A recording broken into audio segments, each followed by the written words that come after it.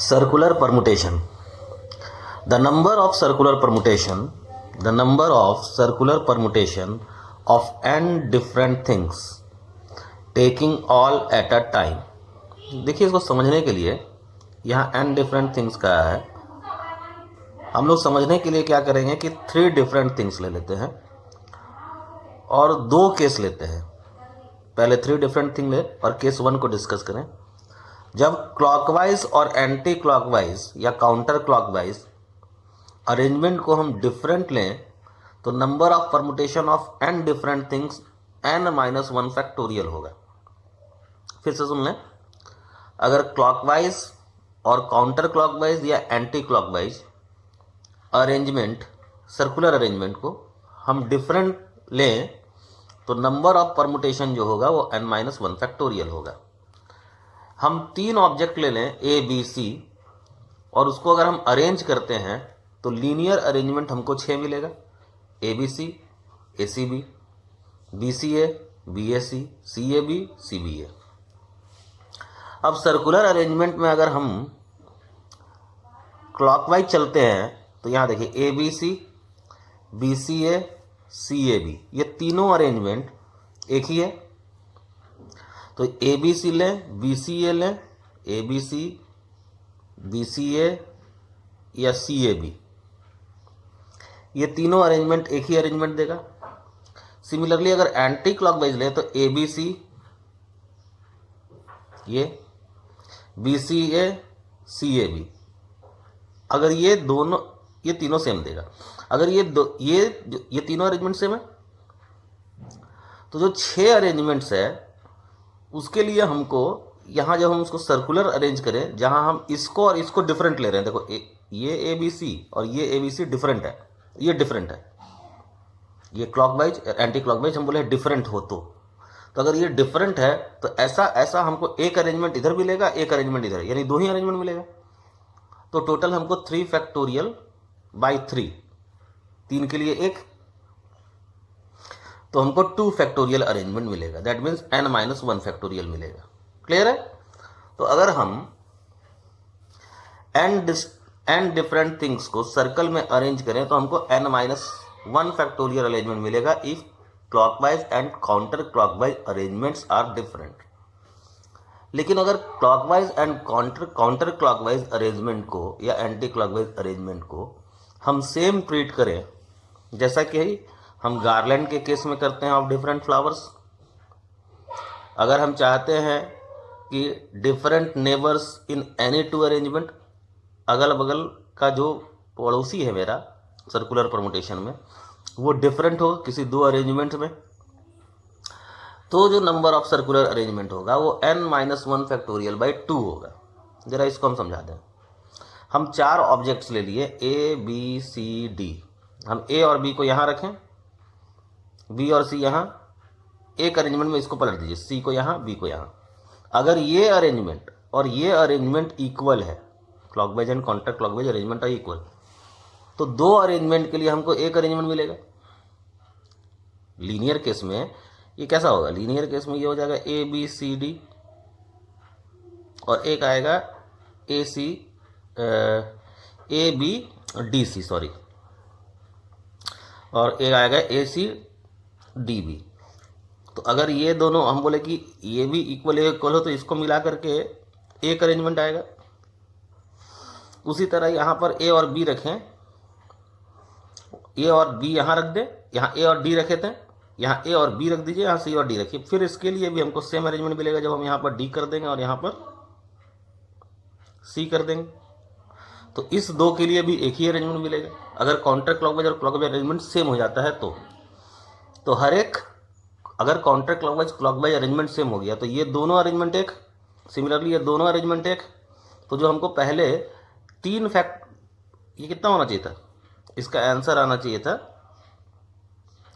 4 है, तो 4 है तो इसका आंसर होना चाहिए था 3 फैक्टोरियल अगर क्लॉकवाइज और काउंटर क्लॉकवाइज अरेंजमेंट डिफरेंट होता तब। 3 फैक्टोरियल, क्योंकि अगर n डिफरेंट थिंग्स को हम सर्कल में अरेंज करते हैं तो n-1 फैक्टोरियल अरेंजमेंट्स मिलता है। तो 4 डिफरेंट थिंग्स सर्कल में अरेंज कर रहे हैं जहाँ पर काउंटर क्लॉकवाइज और क्लॉकवाइज अरेंजमेंट डिफरेंट है तो 3 फैक्टोरियल मिलना चाहिए, लेकिन हर एक के लिए हमको, हर एक 2 के लिए हमको एक ही अरेंजमेंट मिल रहा है। कब? जब हम काउंटर क्लॉकवाइज अरेंजमेंट को सेम ट्रीट कर रहे हैं। तो हर एक के लिए, हम हर एक 2 के लिए 1 मिल रहा है तो 2 से डिवाइड होगा तो ये हमको दे देगा 3। उसी तरह n अगर यहाँ ऑब्जेक्ट्स होता तो अगर क्लॉकवाइज और काउंटर क्लॉकवाइज अरेंजमेंट्स डिफरेंट होता तो आंसर होता है n-1 फैक्टोरियल, लेकिन हर एक 2 के लिए सिर्फ एक ही अरेंजमेंट मिलता है तो ये divided by 2। So if clockwise arrangement और counter clockwise arrangements are same, then number of n different things to be arranged in a circle is n-1 factorial by 2। जैसा कि in case of garland of flowers होगा, और अगर हम circular arrangement में कुछ आदमियों को बैठा रहे हैं तो अगल बगल किसी पर्टिकुलर आदमी के अगल बगल का नेबर हर एक अरेंजमेंट में डिफरेंट हो, तब नंबर ऑफ परमुटेशन या number of arrangement n-1 factorial by 2 होगा।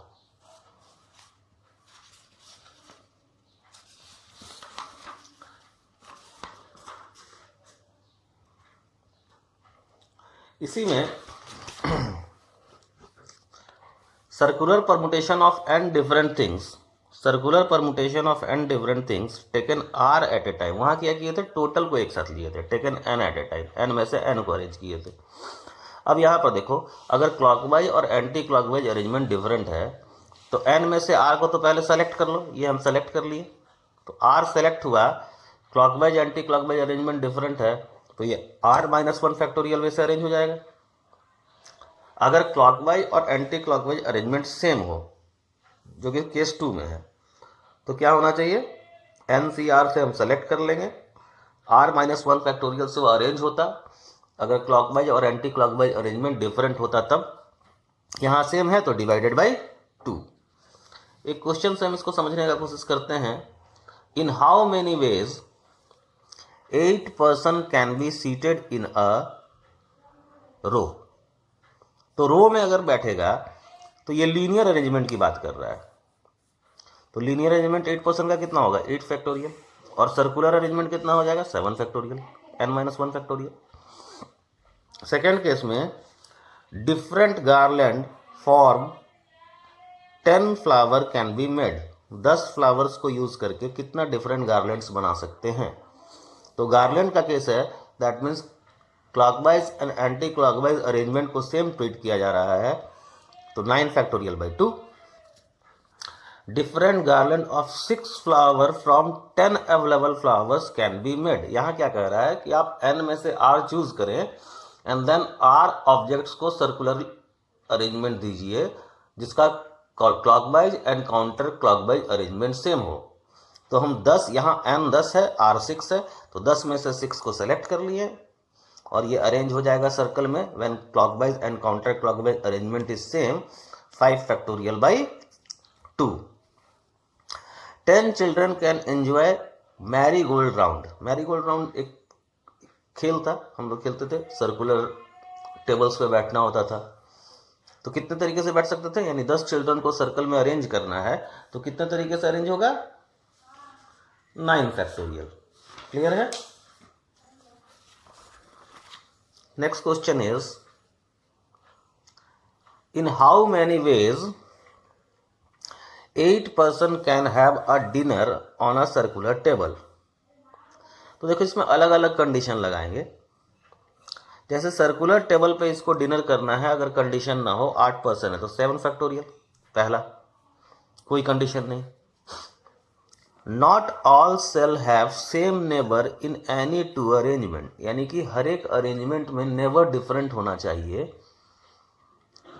तो हम लोग बताए थे कि हर एक अरेंजमेंट में नेबर डिफरेंट होने का मतलब है कि clockwise and counter clockwise arrangements को सेम ट्रीट करना। Not all cell have the same neighbor, so it is n-1 factorial by 2, that is 7 factorial by 2.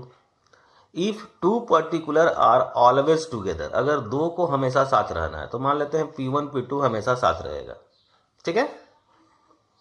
तो हमारे पास अब डिफरेंट ऑब्जेक्ट्स कितना बचा? ये बॉक्स हो गया, बॉक्स में इसको डाल दिए, एक बॉक्स 1 2 3 4 5 6,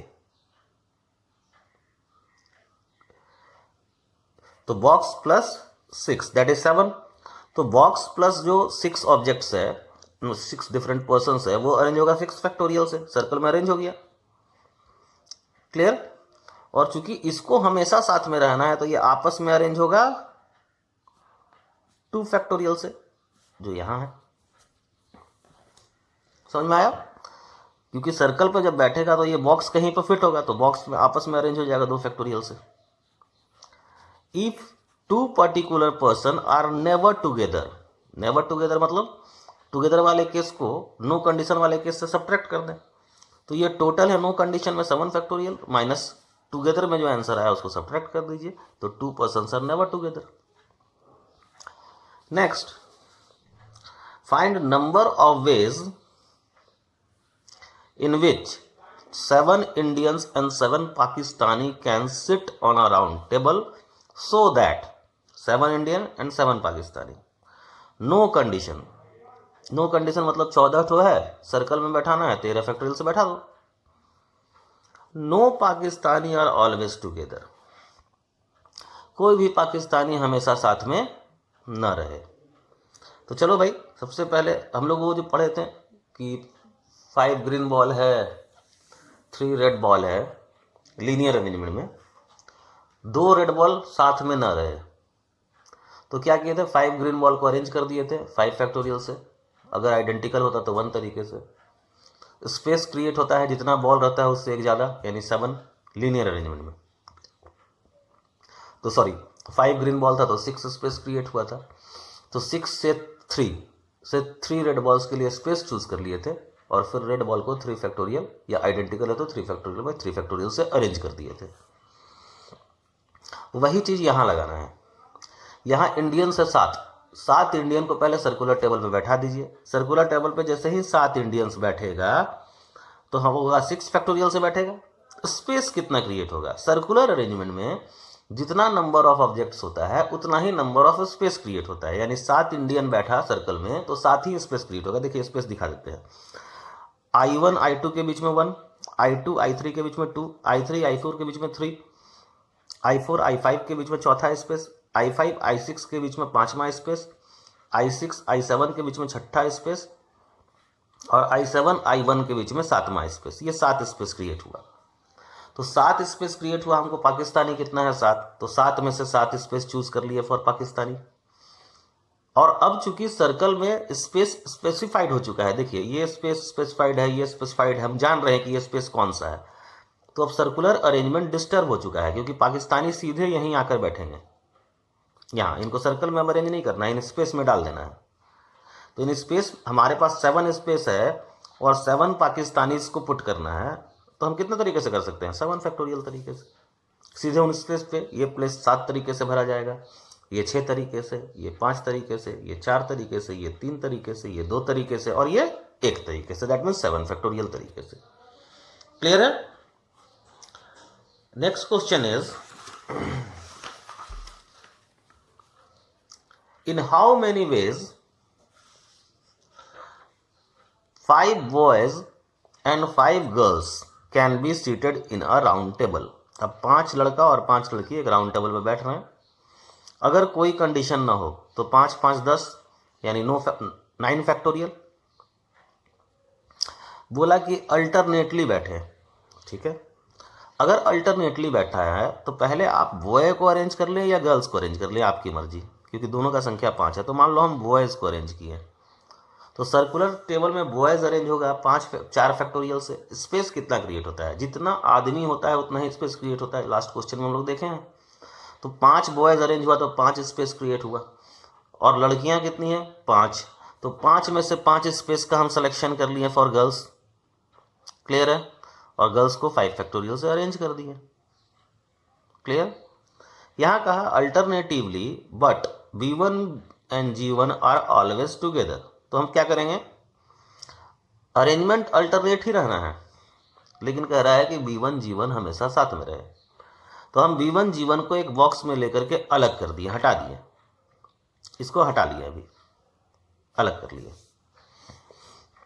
अब हमारे पास बॉयज कितना बचा, B2 B3 B4 B5, girls G2 G3 G4 G5।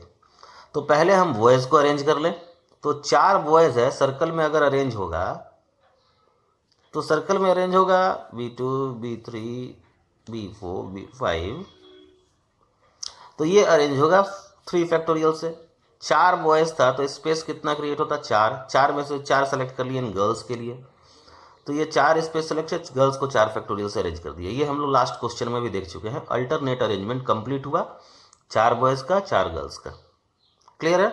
तो ये गर्ल्स अरेंज हो गई, मान लीजिए G2 G3 G5 G4 like that.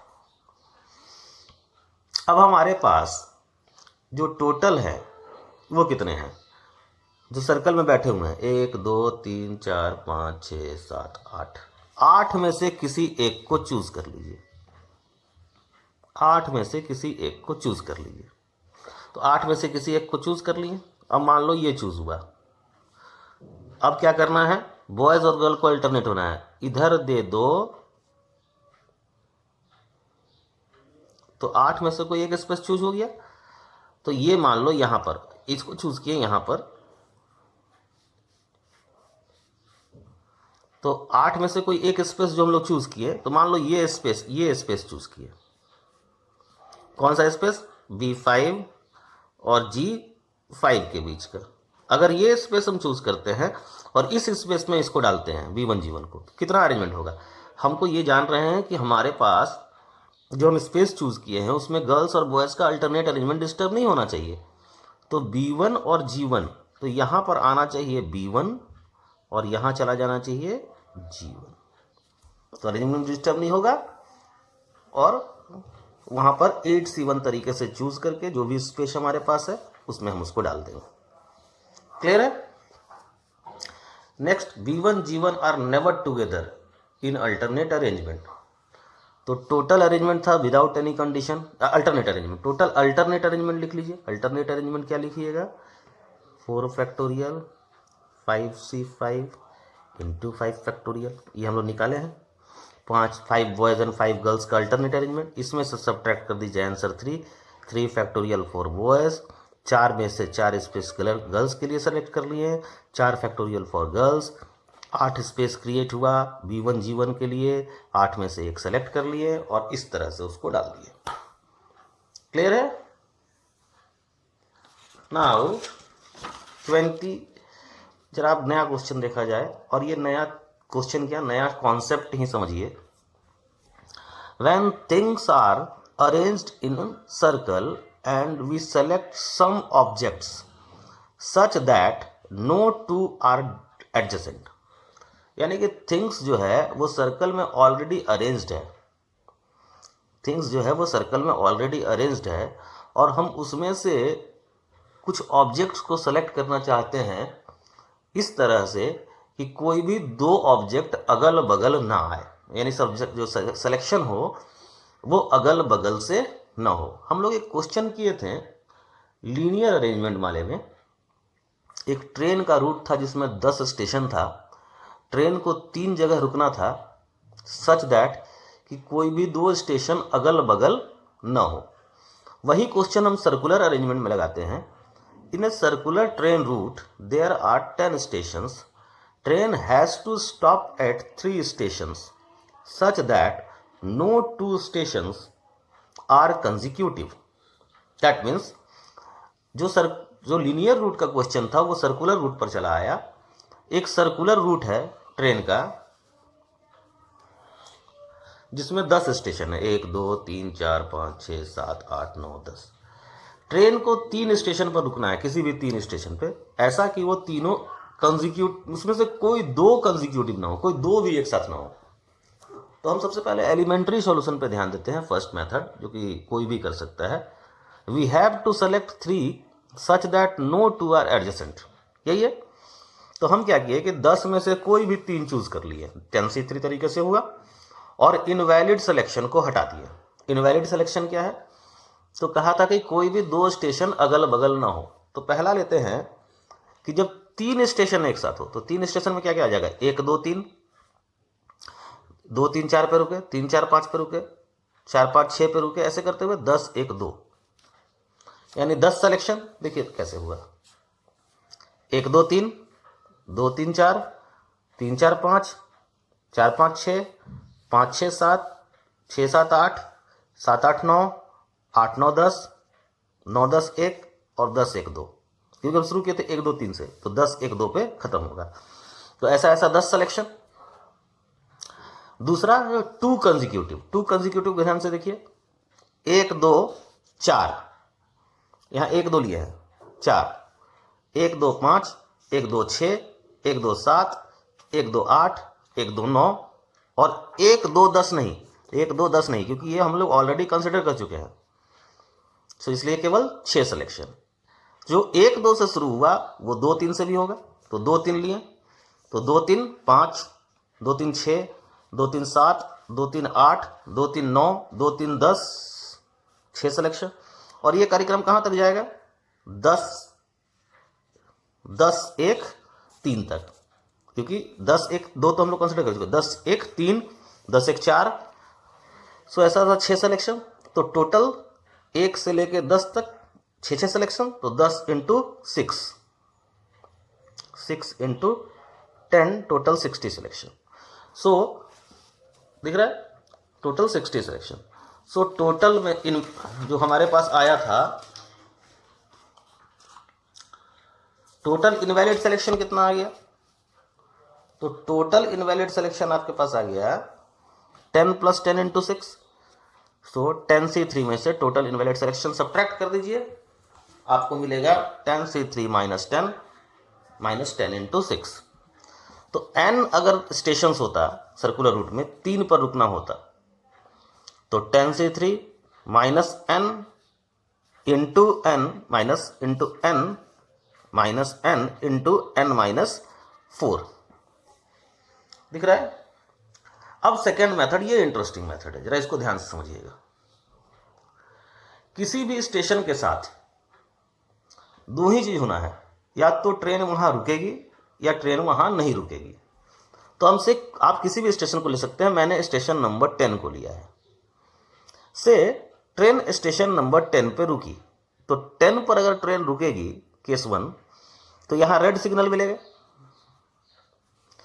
तो डेफिनेटली 1 और 9 पर ग्रीन सिग्नल मिलेगा, क्योंकि ट्रेन को जब रुकेगी तो कोई भी 2 स्टेशन अगल बगल नहीं होना चाहिए। तो अगर ट्रेन 10 पे रुक रही है तो 1 और 9 पे नहीं रुकेगी। तो हमारे पास रेड सिग्नल कितना बचा? 7 था पहले से, सॉरी रेड सिग्नल जहां पर ट्रेन को रुकनी थी 3 था पहले से, 1 कंज्यूम हो गया तो 2 बचा। ग्रीन सिग्नल कितना बचा? 7 पहले से था, 2 कंज्यूम हो गया तो 5 बचा। अब हमारे पास हम 5 ग्रीन सिग्नल को, अब तो सर्कुलर अरेंजमेंट खत्म हो गया, अब लीनियर अरेंजमेंट आ गया है, दिख रहा है, 2 3 4 5 6 7 8 लीनियर अरेंजमेंट से। तो हम अब क्या करें कि इन 5 को ग्रीन सिग्नल इज आइडेंटिकल, तो 5 ग्रीन सिग्नल को हम अरेंज कर सकते हैं 1 फैक्टोरियल से, 1 वे से, 5 फैक्टोरियल बाई 5 फैक्टोरियल। स्पेस कितना क्रिएट होगा? 6। तो 6 में से 2 चूज कर लो रेड सिग्नल के लिए, क्लियर।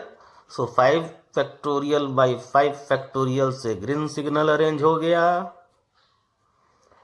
6 स्पेस क्रिएट हुआ, उसमें से 2 स्पेस चूज कर लिए, स्पेस चूज किए रेड के लिए, और 2 फैक्टोरियल बाई 2 फैक्टोरियल से रेड अरेंज हो गया। So answer is 62। Now second case, जहां पर ये ट्रेन ग्रीन 10 पे नहीं रुकेगी, 10 पे नहीं रुकेगी तो यहां ग्रीन सिग्नल मिलेगा। तो 1 और 9 पे रेड भी मिल सकता है, ग्रीन भी मिल सकता है, तो यहां हम कंडीशन नहीं लगा सकते हैं। तो रेड सिग्नल कितना बचा? रेड सिग्नल 3, क्योंकि अभी हमको नहीं मिला है। ग्रीन सिग्नल 1 कंज्यूम हुआ, तो बचा कितना? 6। तो 6 ग्रीन सिग्नल अरेंज होगा 6 फैक्टोरियल बाई 6 फैक्टोरियल से, स्पेस क्रिएट होगा 7 में से चूज कर लीजिए रेड सिग्नल के लिए 3, रेड सिग्नल अरेंज होगा 3 फैक्टोरियल बाई 3 फैक्टोरियल से। So answer is 7C3। So the case 1 और केस 2 है, हम बता चुके हैं, केसेस रहेगा तो आंसर ऐड होगा। So total ways is 50। आप इस आंसर को और इस आंसर को मैच करा सकते हैं। Okay, thank you.